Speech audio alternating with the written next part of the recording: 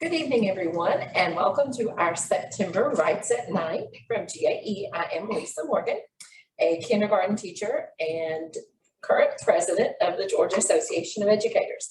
Thank you for joining us this evening, and I hope you will get lots of information that will help you this year as you go through the TKES process. This evening, if you do have questions, if you would put them in the chat, I will write them down so we can make sure that we get everyone's questions answered.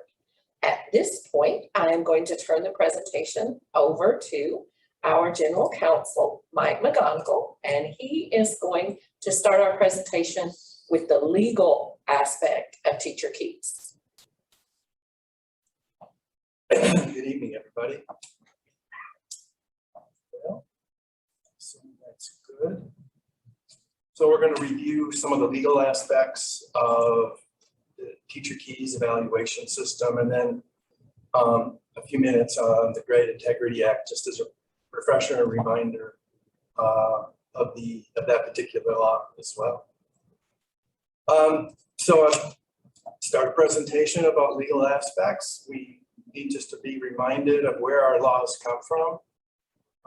Federal statutes and state statutes, Department of Education, professional standards, commission, and local board policies. One thing that unites all of these sources of law is that they are adopted by people that we elect through the voting process. So it's extremely important to vote. It's extremely important to educate our members about how to vote, to get out the vote. Talk about current legislation, SB 202, the Voter Integrity Act of 2021. And it places a lot of obstacles to participation in our democracy, but we are hard at work at GAE and through our retired association in educating people about these obstacles and the need to get a vote out in the next election. Well, it's interesting to me when in education law, and it's governed a lot by state law, the federal role is and is not significant.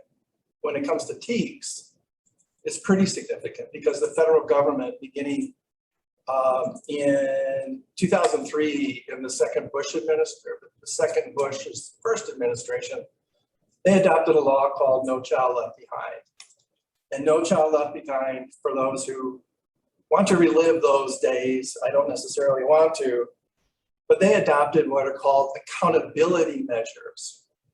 And No Child Left Behind was a law that put a lot of federal money out at the end of adopting state accountability systems. And they use the word accountability as a method to tie student performance through standardized tests, particularly in those days, to teacher performance. And the idea is that you can measure student growth and student achievement through standardized test scores. And there are many ways that academics have come up with different models to attempt to measure student achievement and student growth. Here in Georgia, we use something called the student growth percentile. I can't tell you a whole lot more other than that because a lot of it is so arcane and driven by statistics professors that it's very difficult for an average educator in the classroom to even understand the methodology upon which your career decisions are being made in your career. We went through No Child Left Behind, and after that was the Obama administration. The Obama administration came up with something in 2012 called Race to the Top. And Race to the Top also dangled a lot of federal money in front of the states that if you wish to accept the federal money, then you have to adopt additional accountability measures. So Race to the Top continued a theme that the Bush administration set in motion back in 2013. The last bullet, though, is equally critical for any discussion in public education law in Georgia. Your rights are predominantly governed at the local school board level. And in 2015, the General Assembly adopted a law that said that every school system in the state must adopt one of three education models: a charter school system model, or a strategic waiver school system model, or a traditional model. Traditional model, chug along as you always have. The other two, charter school system and strategic waiver, gets into this notion of waiving Title 20 education laws, such as class size. How does putting more kids in the classroom actually contribute to student achievement and student growth? Well, it doesn't, but the state law allows school boards to waive something as critical to your career as class size. Other things like duty-free lunch is also found in many school districts that haven't been waived, where they don't have to give teachers in kindergarten through fifth grade level a duty-free lunch. Well, it's just a practice pointer here. You should know what model your school district has adopted. And in a strategic waiver model, there is a list of all of the laws that your school board has waived. And the idea behind this, the paradigm behind this, is if you waive government law is seen as oppressive and prohibiting or inhibiting student achievement. If you waive government law, student achievement will increase. That's the deal with strategic waiver school systems and charter school systems. The State Department of Audit conducted an audit of the waiver laws in Georgia and found that there is no data to support this premise that by waiving education laws like class size or duty-free lunch or certification requirements or your state salary schedule, no data to support that when your local board waived those laws, that it has any discernible increase or effect on increasing student achievement. So I know that's a big lift, but it is on topic.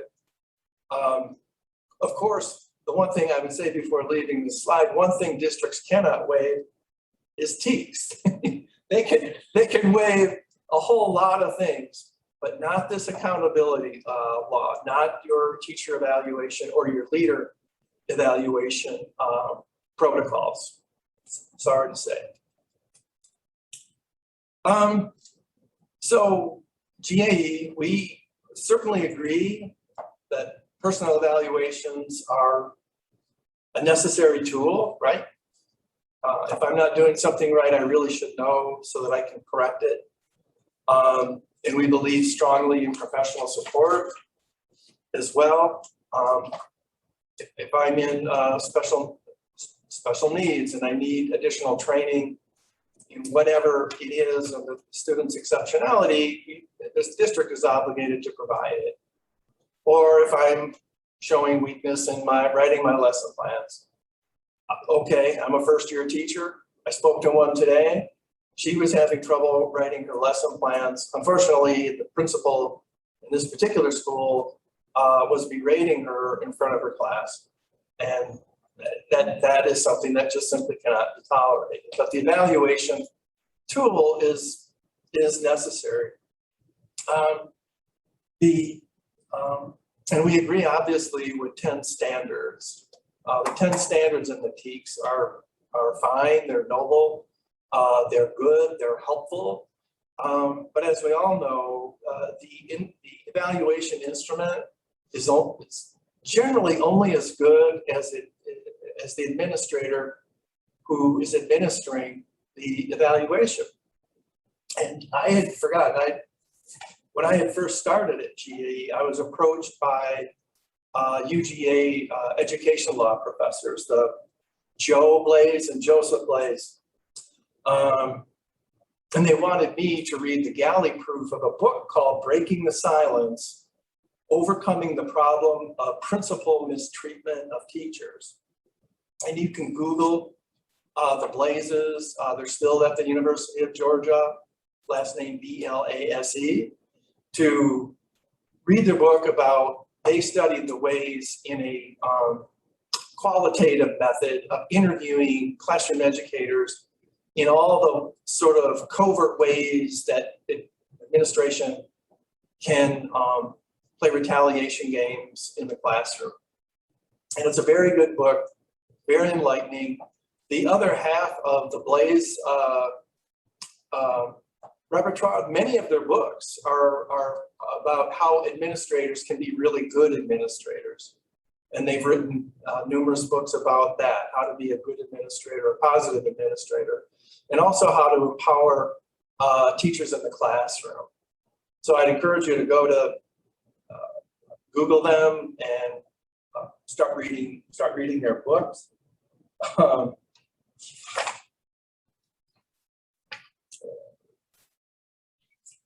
Yeah, next slide. So as we said, maybe I didn't say, the TKES law was adopted in 2013 by the Georgia General Assembly. And initially, that law, where we had, where it says on the first bullet, student growth percentile, the SGP, shall count 30% of your evaluation. When the law was adopted, it said must be at least 50%. At least 50%, anywhere from 50 to, I guess, 100%. The law was just sort of set there, the sky's the limit. But that was reduced in 2016. That language was reduced, thankfully, to 30%. The issue, though, with student growth percentiles are complex. They claim that the student growth percentile has a causal relationship between the classroom teacher delivering instruction and a student's score on a test. And we'll talk a little bit more about that, but there is no way really to do that. We haven't had any legal cases coming in. When TKES was adopted in 2013, we got busy putting together a profile of a potential plaintiff that we would file an action against the school district for non-renewing or terminating one of our members on the basis of a student growth percentile. And that never occurred. Of all the non-renewal cases I've seen come through legal services since 2013, that there is not one district that has dared to put into that list of reasons for non-renewal student growth percentile, a lack of growth. They'll come up with every other type reason, but not that one. They haven't counted them yet. They haven't counted them. They haven't counted them yet. 1920 was supposed to be the first year that they piloted counting them in some of our districts. And what happened in 1920? We had a little pandemic. We had a little pandemic and no testing. Well, so between 2013 and today, they haven't been authorized to even. No, they have not counted it. They kept pushing the date back for implementation. Okay. Is there any reason why they would keep moving it down the road? Because the test and the curriculum kept changing. So their argument that it was valid and reliable could not be made because they changed the test each year. And they also, when they began the CCRPI for the schools, which was impacting educators that weren't in a tested class, right, they kept changing that formula every year. Well, there's one thing we can count on in education law, it is change. Well, that accounts for why I haven't seen it. Yes. That's a good point. Something called professional growth. Not sure what that is, but it is administered by each local school district. And I think in the some of the slides coming up, Lisa is going to get into what you can do proactively on both or on the front of professional growth. And then observations, leaves everything else. 50% of TKES is left up to subjective observation in your classroom.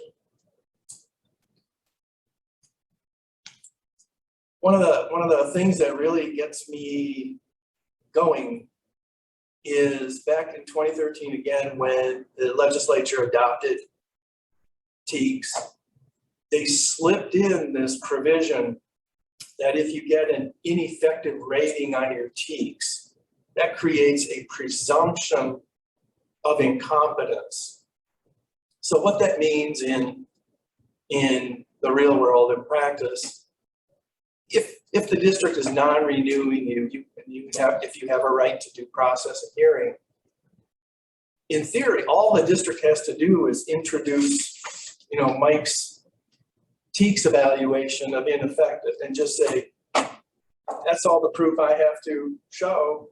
There's a presumption that Mike is incompetent. We feel that that is illegal and unconstitutional. We would like that removed from the statute on those grounds. The other thing it does when you get an ineffective rating, also punitive, that year will not count towards your salary increase. In other words, it freezes your salary. And there is no appeal process surrounding that as well. The other negative outcome for an ineffective rating is that it impacts your certification. And if you get 2 ineffective ratings within your 5-year certificate cycle, the Professional Standards Commission will more than likely not renew you until there is remediation shown or demonstrated. But what I can't get my head around, and I've had these ideas thrown at the PSE, well, if I have 2 ineffective ratings and you're not issuing me a certificate, that's effectively banning me from the profession.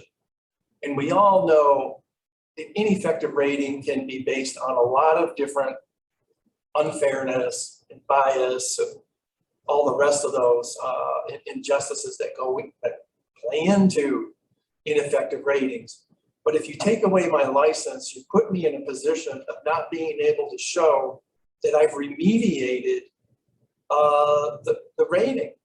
And so it really amounts to a lifetime ban. And again, that's one of those things that we still have to lobby the Professional Standards Commission to put some type of appeals process in there so that when somebody is not employed, has an ability to show and demonstrate remediation of the ineffective rating.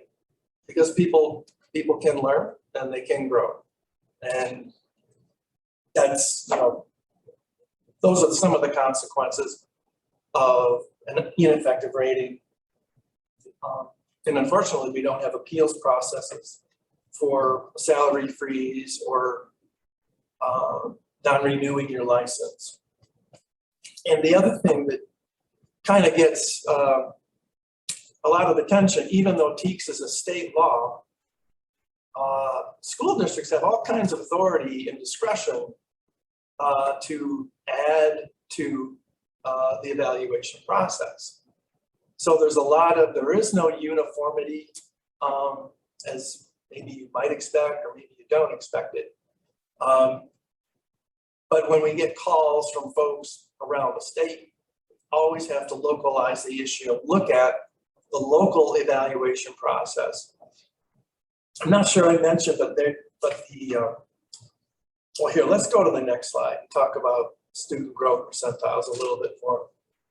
So they're not intended to measure effectiveness. And I want to cite this. There's a PhD dissertation that I found real helpful, written by a UGA education, a student pursuing her PhD, Elizabeth Ainsworth, and if you Google Elizabeth Ainsworth, A-I-N-S Worth, you can pull up her dissertation and go through it. It's pretty illuminating. And these bullets are pretty much taken from her dissertation. So it is designed to measure growth, but not causality, and yet that is the way the state of Georgia is intending to use it if they ever get around to implementing it. You know, what the question is, really, can you quantify in a number learning in the learning environment? And I mean, the answer truly, in my view, and I think GAE is that the answer is that no, you cannot. And I'll leave it to Lisa in a moment to talk about the biases that she has encountered teaching kindergarten students on this point about quantifying achievement and quantifying learning. I'm reminded of the 9/11 Commission, which I recently was reading about, and the lawyer who was administering the many millions of dollars in compensation to the families of those who were lost in 9/11. He was just simply asked, well, can you actually put a number on a human life? And even though that's what he was doing, that's what his charge was. For every victim of 9/11, he had to put a number on somebody whose life that was lost. But he said, no, ultimately, you really can't put a number, you can't quantify the loss of a human life. And I think analogously, the same is true when it comes to our student growth percentiles and the hyper fancy algorithms, statistical algorithms that some very smart people come up with, but ultimately it's a lost cause. So some of the criticisms that Ms. Ainsworth and her dissertation came up with, and I'm sure all of you probably realize this yourself, how do you isolate the teacher's role in student achievement? Well, students are not randomly assigned, are they? I'm sure there's many in the public mind that thinks that that's what occurs in a real life school setting. Students are randomly assigned. No, they're not. If Lisa's a particularly strong teacher, the principal might think, well, I'm going to give Lisa the particularly challenging students, which might present Lisa with some particularly challenging evaluations in a room. Or what about students that have more than one teacher during the year? How do you measure that? Something called the ceiling effect. You have some kids in the pre-test phase will test right at the top. They'll get it right away. But when you test them at the end of the year and they test high in the same manner, that's not going to show any growth. So it's going to look like it's going to reflect poorly on you as a teacher because you're not showing any growth. So those are some of the practical as well as legal limitations that we see in TKES. And for many of these same reasons are policy-driven reasons why we as an organization are not for pay for performance for these same variables that you really can't control in the classroom. I might do real well because I'm related to the principal and I get all the bright students and my students are going to be the best. Well, should I benefit that monetarily for that basic discriminatory treatment because I know the principal and go to church together or something like that? So our answer is no. So there are also procedural issues that we come across in evaluations day in and day out, and our UNICEF directors do as well. So So it really will get to, and Lisa will address this, it's not being proactive, but if you have a negative rating, negative observation, negative comment, best practice is to respond to it so that you develop a narrative in writing. If it's not in writing, chances are you know what they say, it doesn't exist. Or an observation during non-instructional portion of the classroom. Some administrators will say, you're under evaluation from the moment you set foot in the classroom, that you're always being evaluated. Well, you know, that there may be some merit to that, depending on the situation. If a fight breaks out in the cafeteria early in the morning, maybe there's some evaluation component there. I don't know, but it makes you increasingly almost afraid of your shadow if you think everything you do is going to end up on evaluation.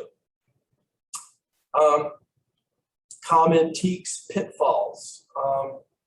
Not asking to reschedule. I think Lisa has a story or two here where the administrator will suddenly show up in your room and you don't object for whatever reason. Kids are just coming back from recess.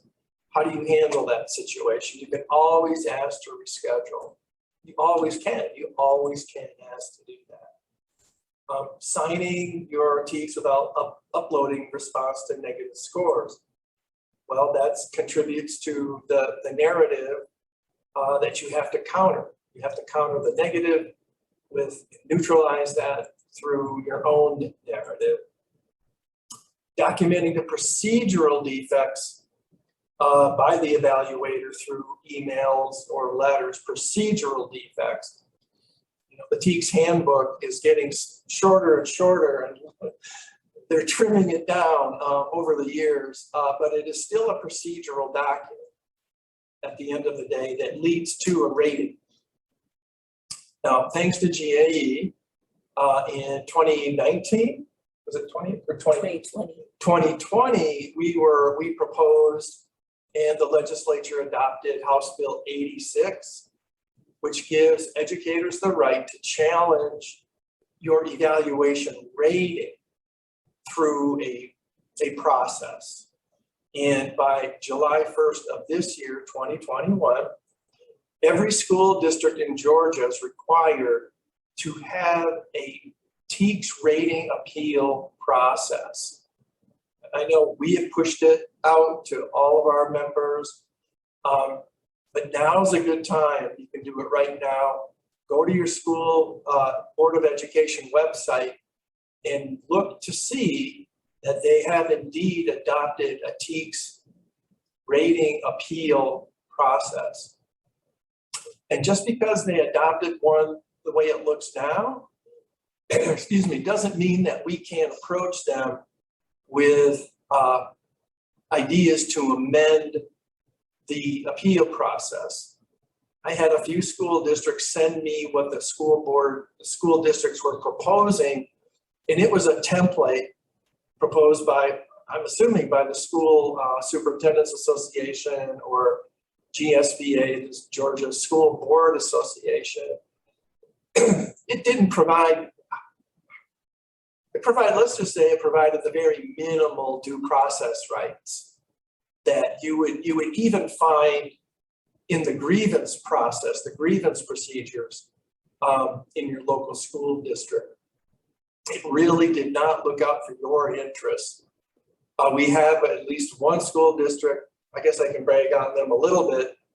Clark County Board of Education adopted one that had many more due process features, rights of appeal, and they're to be commended. That is one that I sort of authored and recommended to the local association, and they got it through and adopted by their Board of Education. But how were they able to do that? Voting. They voted in school board members who were going to listen, who are going to be open, who understand what the classroom environment really is. Not, not some ideal utopia, but all of the challenges that you face day in and day out. And board members there, I give them a whole lot of credit. They recently approached me on a whole other topic, mandatory vaccination policy. But it only comes through, the change comes through elections, and the change comes through political action. And that's how our Clark County local was able to get a much more muscular, if you will, TKES appeal rating process and procedure. So at this point, I'm going to turn it over to Lisa. So, there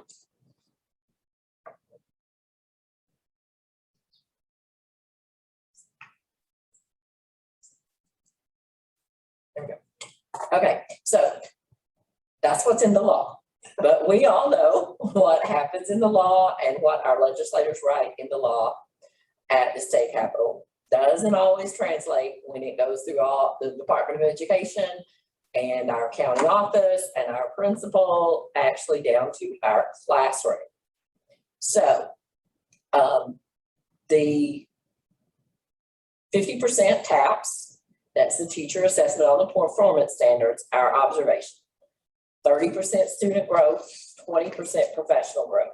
And you can see here, I copied from the handbook this nice little calculation chart that shows all the calculations that go into one teacher getting a TIM, which is the teacher effectiveness measure. And I showed you that because I want to show you.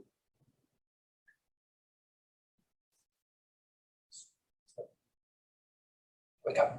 I'm going to show you an email that we have here at GAE.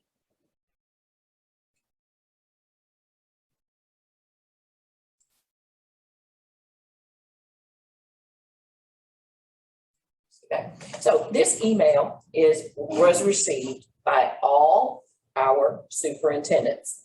They can't see it. Excuse us just a moment. Stop.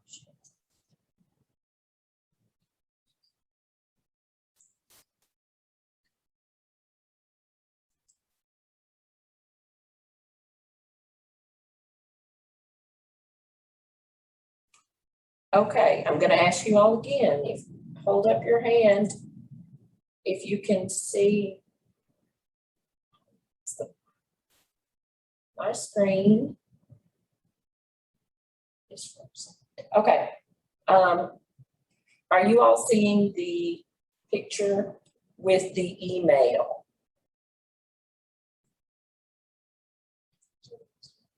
Okay, thank you.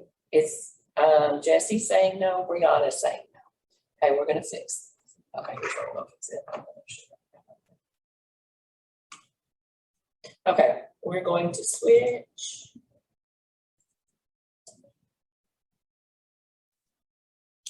Give me.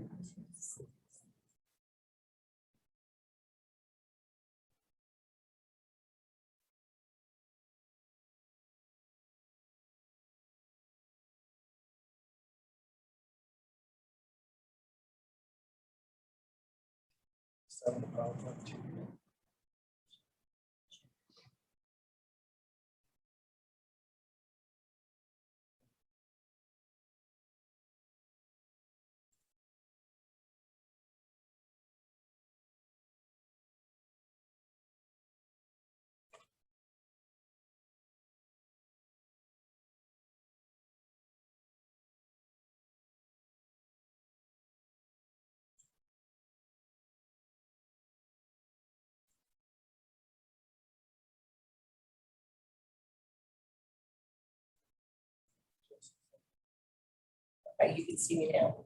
Okay, I don't.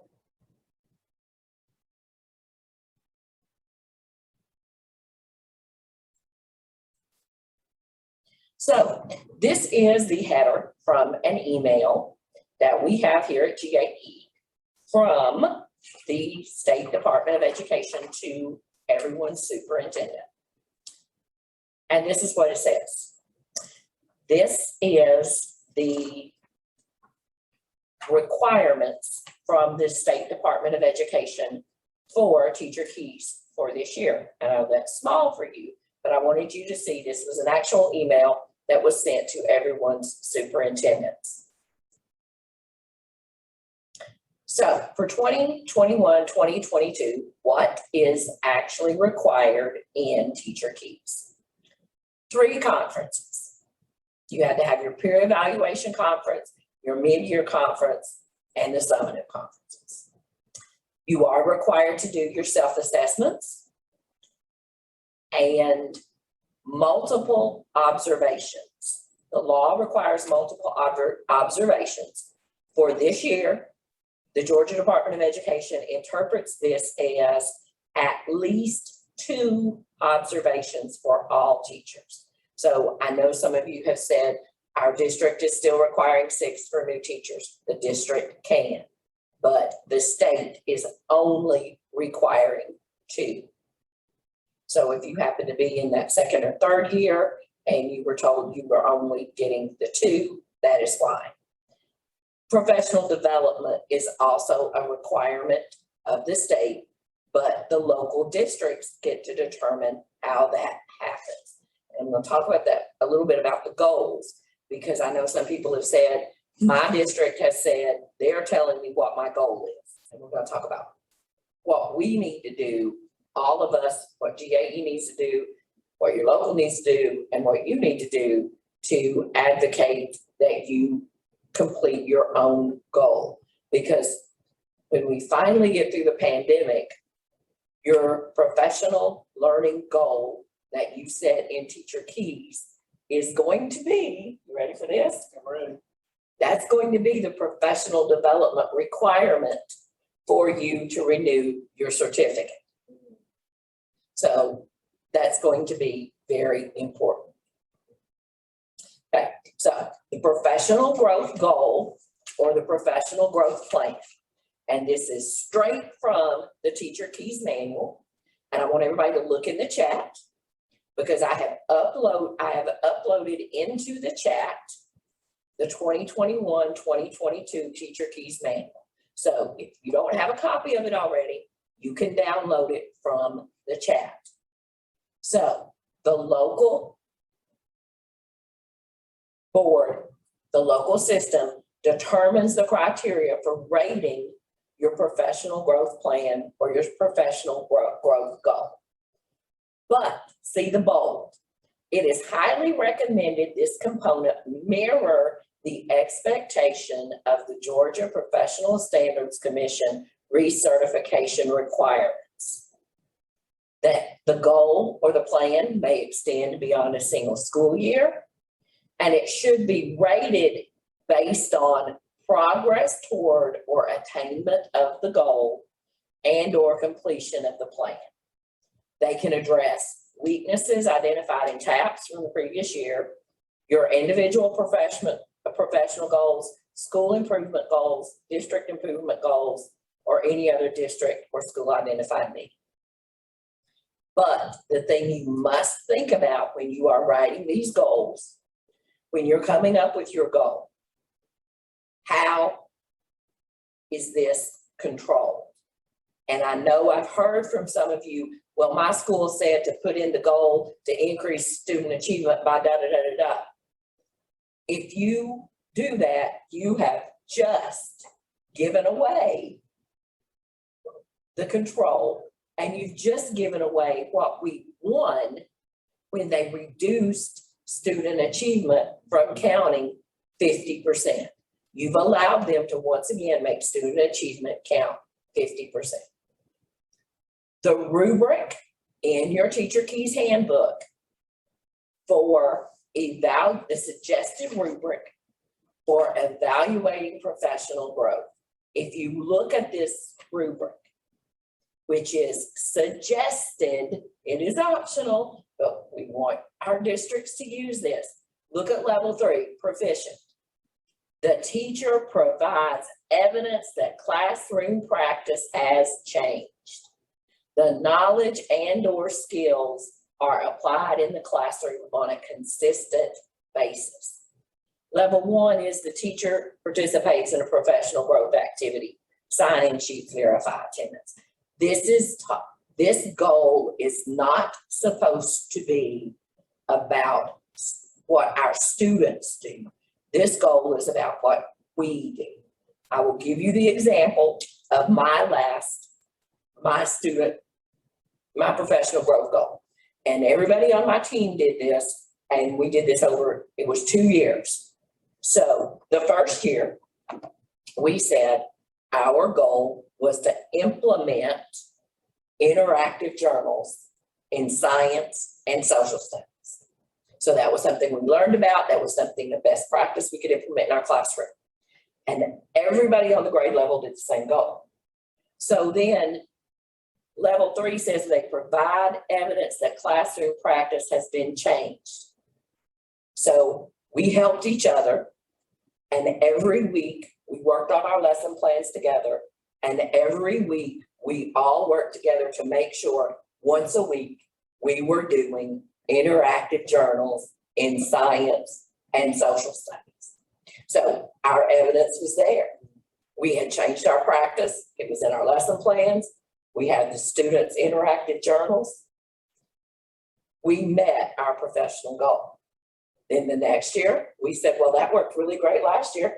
This year, instead of science or social studies once a week, we'll do science and social studies. So we'll be improving our practice again by taking that same goal. So that's why it's important for you to choose a goal that you control. We had full control over that goal. You're not doing it alone. It wasn't alone, and it was a best practice that no administrator can deny that was something we needed to do in the classroom. So that's why it is very important that when you're writing your goal, especially as a veteran teacher, do something you can control and something you can clearly have the evidence to show. And that takes it, then it truly is about your growth as an educator and not, again, student test scores. So this rubric is in the template, is in the handbook. So we want our districts to begin to use this to evaluate the goals. And then you see for level 4, again, to get the exemplary, you apply the knowledge in your classroom and you extend it to others. So that's what you got to do to get the 4. Then the next thing I want everybody to think about is the TAPs and uploading directly from the manual this year. TAPs focuses on 2 data sources, observations and documentation. The totality of evidence and consistency of practice will be considered when an evaluator rates a teacher on all performance standards. That totality of evidence is very important. Yes, after they observe you, they can request you upload things, but this is from the standard. Teachers may elect to submit documentation during any time during the evaluation process for consideration by the evaluator. Okay. The evaluator is not required to consider. Documentation should be submitted on the platform, and it says no documentation should be created specifically for the evaluation system. It should reflect normal instructional practices, and blanket documentation requirements are discouraged. So I know in some schools they say you have to have that huge notebook with something for every standard. That is discouraged, but I am going to encourage you to choose your own evaluation. Yeah, I had those choose your own adventures books when I was in middle school. So document and explain before they come to your classroom and upload it throughout the year. And one of the things Mike was talking about earlier, that the handbook has been reduced, 36 pages. I'm going to show how long I've been doing this. When we first started Teacher Keys, every teacher got a laminated yellow sheet that explained each one of the standards and had the performance indicators for each one of the standards. So if you had it in your hand, you could look at it. You could see exactly what everyone was. The handbook also had examples of documentation you could upload for every single standard. That was handy to have. It was. I have uploaded both of those documents in the chat. If you're not able to download them from the chat, I will put my email in the chat. And if you send me an email, I will send it back to you. Because you want to document and document throughout the year. And for every single one of these things where it says samples for documentation, you're already going to have the things in your room, your lesson plans. Everybody now has a phone. Take a picture of things in your classroom. And when you upload that, don't just upload the picture, explain what that picture means. I used to upload my classroom rules and I would put a little explanation in there. One of the activities we did as a class was design the rules and talk about all this. And my children, yes, in kindergarten, they wrote their name, that they agreed to follow the rules. And then we talked about the consequences and we talked about the rewards when they were following the rules. So that was something that I put in for standard number 7 about the classroom environment. So write about it. And I know people are going to say, well, that's going to take me some time. Everything is 2 hours in September, end of August, beginning of September, 2 hours in January, February, and 2 hours in March. I spent 6 hours a year uploading 2 or 3 items for every single one of the standards. And I did that because then before my principal came in the room, I had built my case that I was proficient as a teacher. So it made, if the principal wanted to say I was not doing something, it made it harder for them to say I wasn't doing it consistently because they had documentation uploaded. So that's what I want everybody to get nothing else from tonight. Build your case before they come in the room. Now this year, it's not going to count. Our TAPs, the TIM, none of it's going to count. The testing, the test scores from last year, they're saying aren't valid. And because we did not have testing in 2020, it takes 3 years of testing. So 2020, we did not have testing.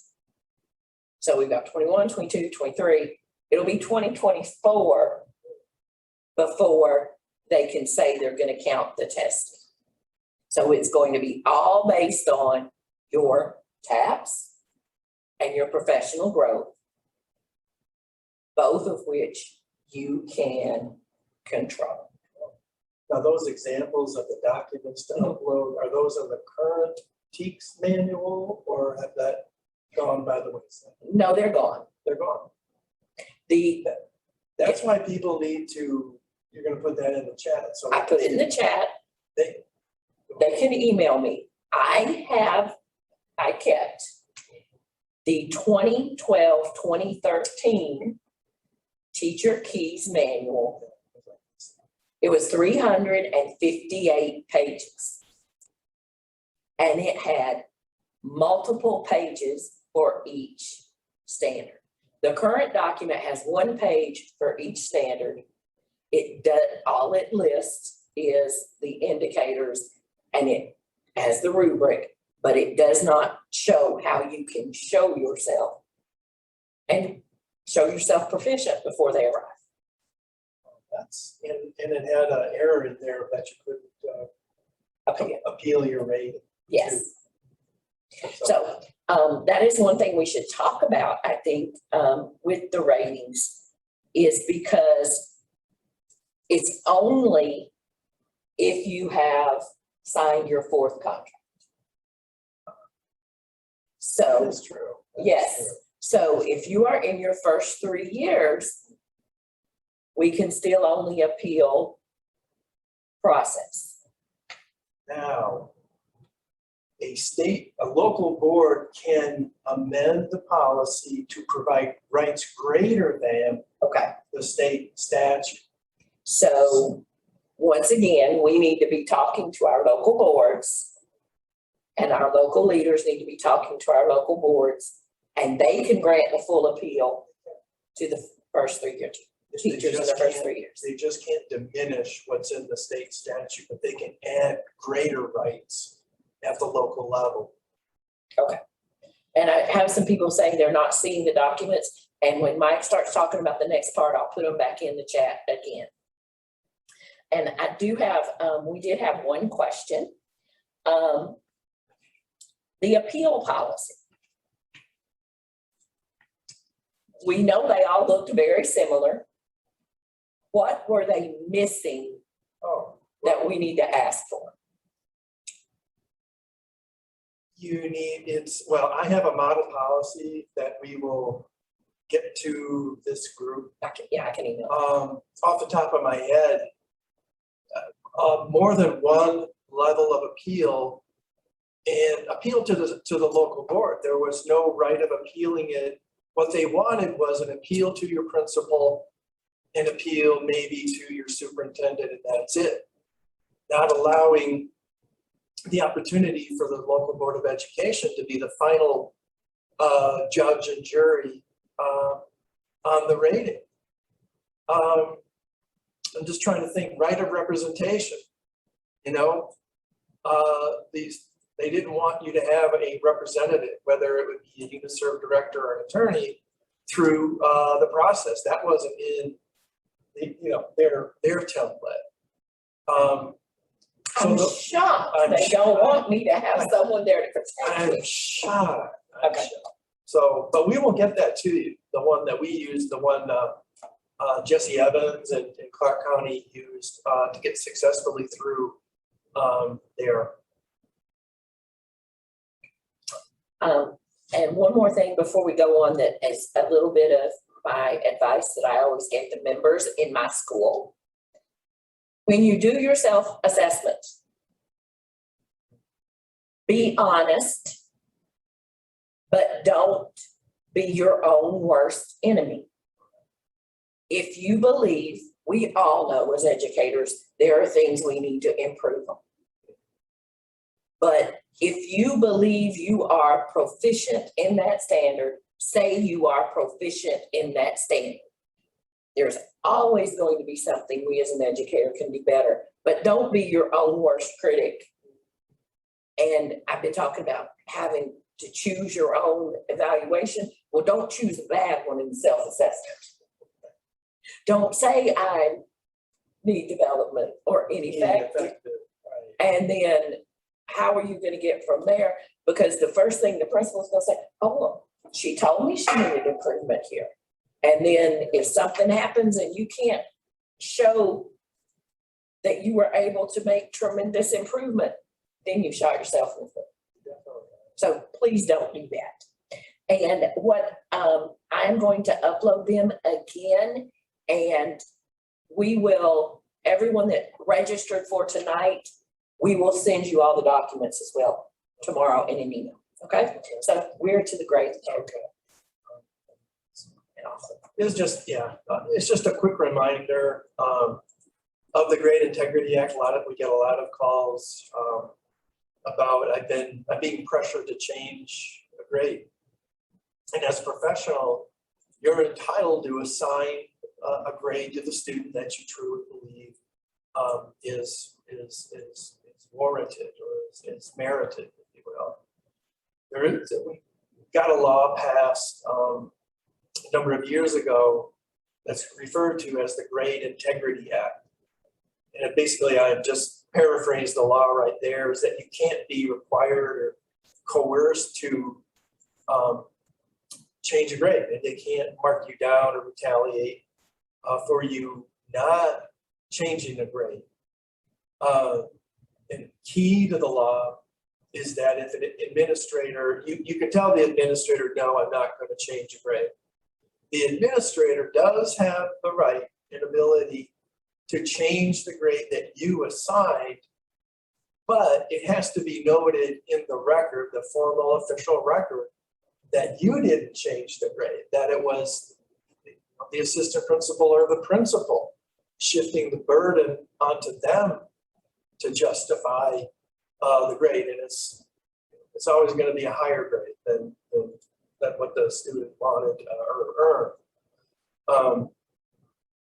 So that's it. I mean, I just wanted, it's sort of really an awareness piece, because you are under a lot of pressure, many of you, to change grades, whether it's a parent or a student, whoever it is. The right is there. And the right is only as good as when we exercise the right. If you're a GAE member, we will fully back and support you as a member, particularly when we have a statute that gives us a right to say, no, I'm not going to change the grade. I'm a professional. That's what the student earned. You have a right to change it, and you have to put your name on it, and you can't retaliate against me. And if you violate it, it's an automatic ethics violation according to the PSC. So that's just wanted people to be aware. Okay. And we have one of our participants ask, if someone submits a rebuttal to the evaluation, does the administrator have to respond? No. No. No. And my suggestion would be that it is uploaded into the platform, because if you don't upload it in the platform, there's no evidence that you submitted. And is it a good practice to print everything out as well? If is there ability to do that? Print everything. Yes. Excuse me. Oh, yeah. Print everything. Because that did happen to a teacher in my building. Yeah. And unfortunately, she wasn't a member. But the evaluation said one thing when she went in and looked at it. And then she went in and looked at it later to sign off like we have to do. And it had changed. So yes, print everything. We have some more questions. And Mike, I'm gonna stop sharing and we're gonna miss our legal thing, but we're gonna do that. We'll talk about that a little bit. Okay, so it says, how will we know if the administrator changed a grade at the end of the year if we don't have access to the record the next school year? Oh, yeah, no. You won't know. You won't know. Through that means you might hear about it through another avenue, but if you don't have access, you don't have access. Okay. Will the state be using TKES this year to count for or against certification? They will be unable to use TKES this year because the Department of Education has said, while summative evaluations will occur, there will be no final teacher effectiveness measure, and it's the teacher effectiveness measure that counts in certification if that is needs development or ineffective. And our last thing this evening we're going to do a little commercial. I am thrilled that our new UNISERV director, who is working with the early career educators and our aspiring educators, is here this evening. And I'm hoping some of you may be early career in your first 5 years. And if you're not, I know you know a colleague who's in their first 5 years, and I hope you've already asked them to join GAE. But Skylar wants to talk to us, Skylar Nunley wants to talk to us for just a couple of moments about something coming up just for their beginning teachers. Skylar? Yes, and thank you for giving me this time. I will be brief. So I'm very excited to announce that we are going to have our first conference. Skylar, we're not hearing you. You're not able to hear me right now? Okay, is it just us not hearing you?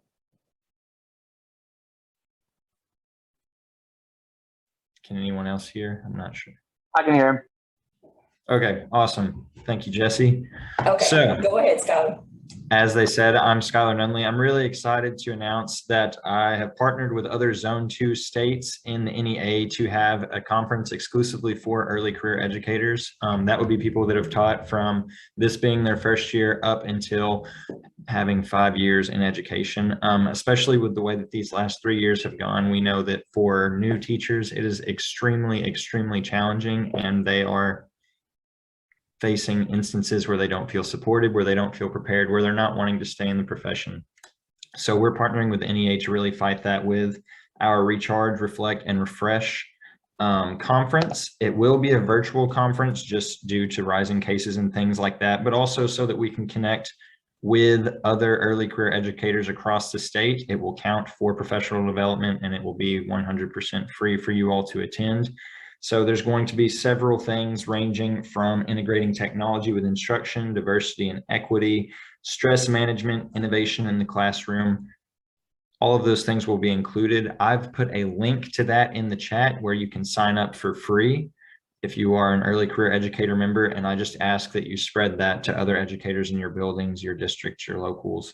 And you can find that on Facebook and Instagram as well. So thank you all for that. And if you all have any questions, feel free to message me or drop them in the chat.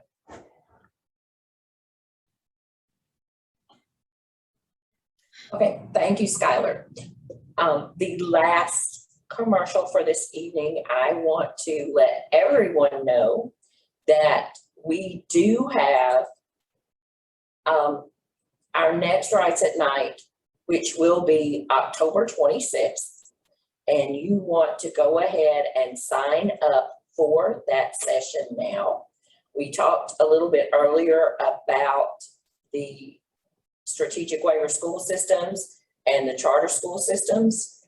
And you are going to want to know which one your school system is.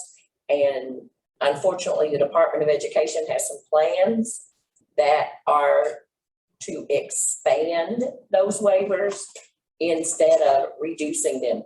So that is October 26th. And I hope we will see you all there. And we hope you have a good evening and stay safe. Thank you for joining us.